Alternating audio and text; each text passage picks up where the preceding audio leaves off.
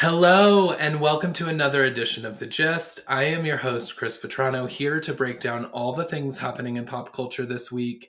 And so glad you're back with me because this week we've got a lot to discuss. Before we do, quick note, I did come down with a bit of a head cold off of the excitement of last week and the official announcement of the podcast. Don't worry, I don't have COVID, so don't cry for me, Argentina. I will be fine.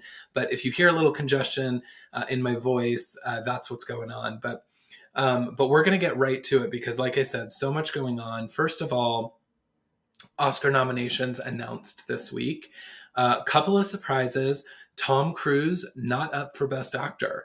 Of course, his role in Maverick, the sequel to Top Gun, the film itself was nominated for Best Film. People thought he would definitely be a shoo-in for Best Actor, but he was not. Another snub coming out of the Oscar nominations, Taylor Swift. And guys, if you're not a Swift fan and you don't disagree with the Academy on this decision, I'd steer clear of Twitter because Swifties are going wild. Her film, or her short film for All Too Well, the 13-minute version of her song that she released, had tons of buzz. People thought this was Taylor's opportunity to get well on her way to the EGOT. And we thought she was going to deliver an Oscar-worthy performance of this, of this song that people just have a cult following for. And unfortunately, she did not get the nomination when they were announced this week. So, like I said, steer clear of the Swifties this week. They're going through it. Also surprising, I was really surprised by Ana de Armas getting a Best Actress nomination.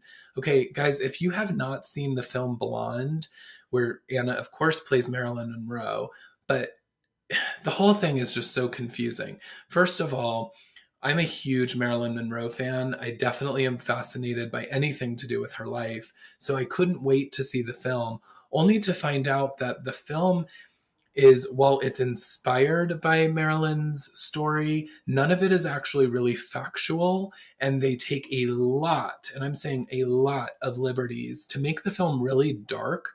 So the film itself was not something that I ever am recommending to anyone. But Anna herself, no, she could not pull it off. She couldn't lose her accent. And so while she's a beautiful woman and a very talented actress, she's no Marilyn Monroe. So I don't know what the Academy was thinking here. What are your guys' thoughts on the Oscar nominations? Sound off in the comments because I am very curious. And of course, we will be covering the show when it airs. Jimmy Kimmel is hosting again, so we will be there to tune in. Okay, a couple of other quick hits happening in entertainment. Gossip Girl, the reboot, of course. I'm talking about the HBO Max version that was rebooted in 2021, has been canceled at HBO Max after 2 seasons. So our hearts are going out to Kristen Bell, who will forever be our Gigi. But yeah, Gossip Girl has been canceled. It was a bit of a surprise, but also HBO Max has been on kind of a firing spree with their shows. They've been doing a lot of cancellations, mostly in the younger demographic. So I guess Gossip Girl falls into that, even though this version on HBO Max is definitely more sexy and adult than the original back in 2007. That aired on the CW, with, of course, Blake Lively and Leighton Meester and Gigi himself, Penn Badgley. But yeah, the new one, RIP. Also this week, the Scream 6 trailer was released. Of course, the film comes out March 10th. Neve Campbell is not back. Jenna Ortega is in the film. Of course, with some of our other favorite Scream characters, Courtney Cox will be returning as Gale Weathers. And I am a huge Scream fan. It was one of these films or film franchises that I got into when I was growing up, and I love them. So I'm going to definitely see it. We'll definitely be talking about it. We might do a bit of a deep dive on slasher films on the podcast in an upcoming episode, because I think that, there's so much that these films have given to pop culture and pop culture moments. And so excited to talk about that. In other movie news, the Madonna biopic, which I was interested because we had some big names attached to it. Julia Garner was, of course, cast to be Madonna. And Diablo Cody was tapped to be writing the film. Madonna herself was going to be directing, which was a bit of a uneasy decision. I was nervous about how that was going to play out, but I do want to see a Madonna biopic. So I was excited about it. I couldn't wait to hear more and start seeing, photos from the set. But the film was scrapped.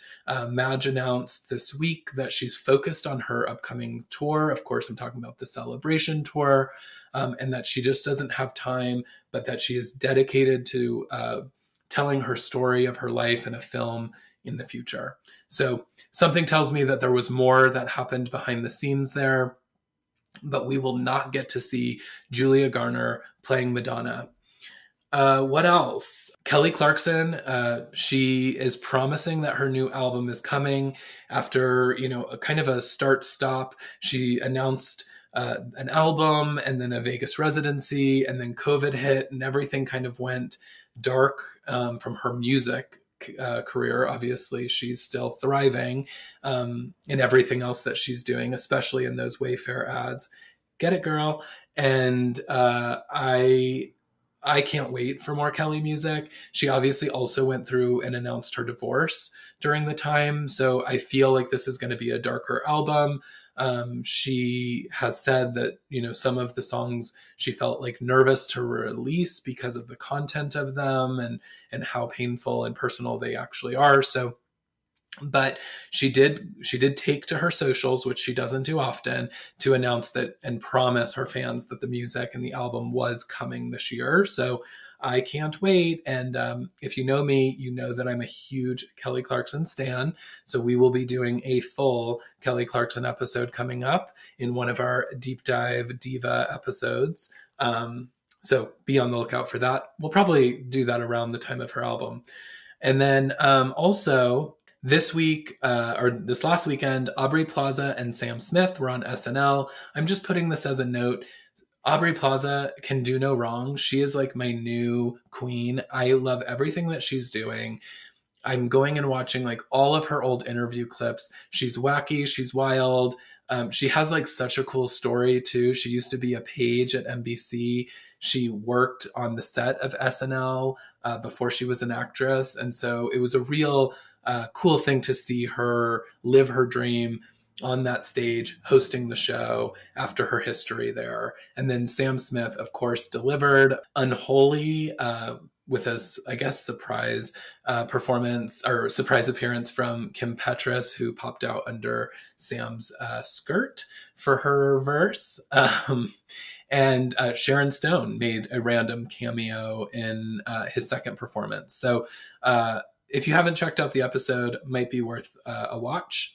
And then also announced this week, Panic at the Disco is calling it quits. So, of course, I think people are a little confused about this announcement because some people are saying that Panic at the Disco has broken up. Panic at the Disco is really only one person. Brendan Urie is the only remaining member of the band, or of the project, I should say. But he announced that he's calling it quits with Panic at the Disco to focus on becoming a father. And I imagine that he'll probably just go solo. I know that there's been a lot of confusion as the original members of Panic at the Disco had left and departed the band before, and it now being just Brendan. I think there's been a lot of unsure where to put him as an artist when it comes time for award ceremonies and things like that, because he ultimately is a solo artist. I think focusing on a father, or focusing as a father, is the right thing to do, and we wish him well. All right, what else? We are, I guess, I'm not going to go through all of the Real Housewives. We didn't have a Salt Lake City episode in the last week. We did have Miami, but I felt like, Miami's always delivering, so there's never really filler episode, but not a ton to unpack there.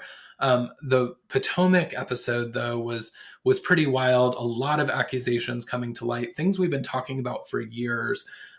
Juan Dixon, of course, Robin's husband, accused of having an affair with a Karen lookalike. If you haven't seen the drawing, it's incredible. the sketch artist of what Juan Dixon's accused girlfriend might look like. But this came out after a lot of other news was happening around Juan Dixon and some scandals that are happening in his employment. But I didn't find it that surprising that as the episode aired, Juan and Robin also announced that they secretly got married. And so it seems a little suspect. We've been talking for 2 seasons about this engagement and about them getting married. And by the way, this is them getting married for the second time.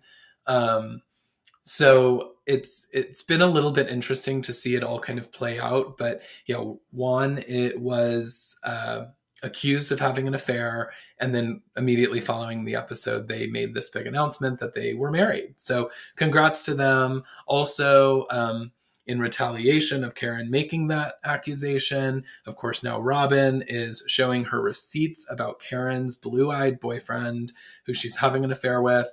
She showed the cast a photo of what appears to be Karen. I guess it was just of a woman's back, but it appears to look like her ass. I don't know. And she was with a man in a Redskins outfit. And it's apparently this person that for the last few seasons, people have rumored that that Karen has this blue-eyed boyfriend. And so they're saying that that's who that is, and that was proof. I don't know what's happening with these ladies and the relationships in Potomac, but man, it's wild. And it also makes sense as to why they're all constantly fighting, because they're all in really toxic relationships, it seems.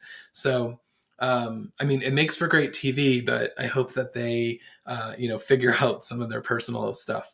And then also this week, the reunion was filmed. I think the biggest news is that Candace was not sitting next to Andy. And that's a crime. We should do a whole deep dive criminal investigation into why Candace was not sitting next to Andy. She is the queen of that show. She is the one that is delivering beyond delivering. And of course, we get that there is like a hierarchy, and Karen and Giselle are seated firmly at the top of that hierarchy, but Candace is coming for that crown. And at one of the days, this needs to be her moment to sit next to Andy. So Twitter was ablaze about that as well.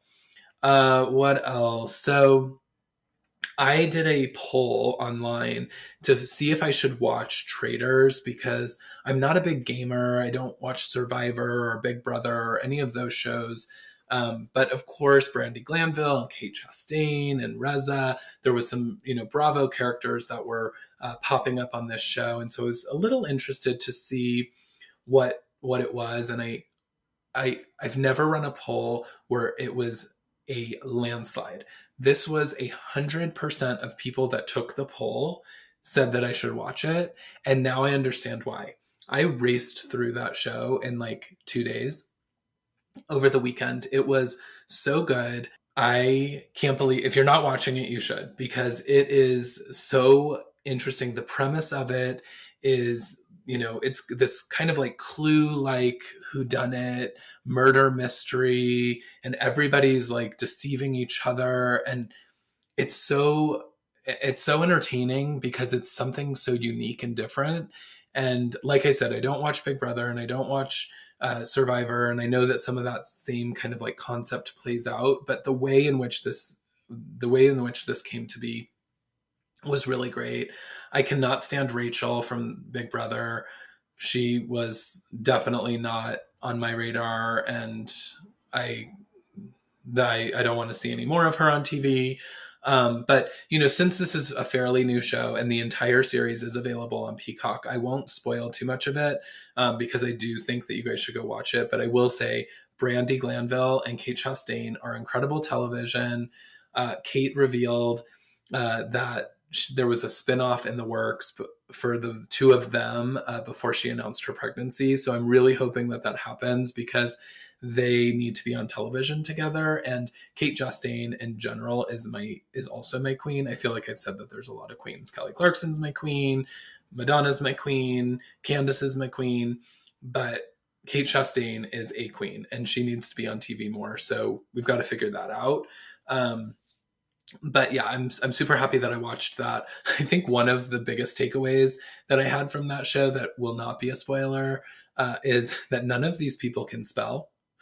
I don't know if you guys, for those of you that have watched it, whenever they're doing the banishing around the round table, they're all spelling each other's names in the like craziest ways. It's like the name is Rachel and you've got like 4 Z's in it. It's like I've never seen Kyle spelled with an X. Like it's the weirdest thing. None of them know how to spell each other's names and they have to turn their card and show the person whose name it is that they voted for them. And by the way, they don't know how to spell their name. It's so wild. So if you're not watching Traitors or if you haven't watched Traitors, definitely get on that.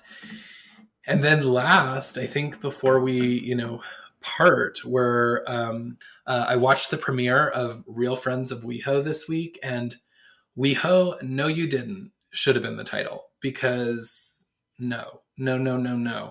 Guys, this overall, the whole thing was just a watered down version of a wannabe housewives show for gay men, which I guess ultimately is what they sold us that it was going to be.